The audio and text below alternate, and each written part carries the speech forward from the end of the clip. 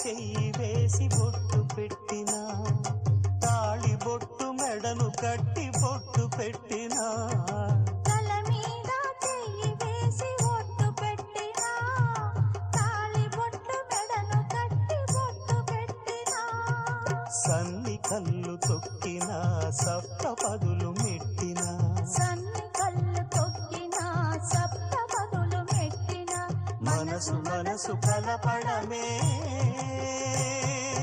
మంత్రం పరమార్థం. శ్రీరస్తు శుభమస్తు, శ్రీరస్తు శుభమస్తు. శ్రీకారం చుట్టుకుంది పెళ్లి పుస్తకం, ఇక ఆకారం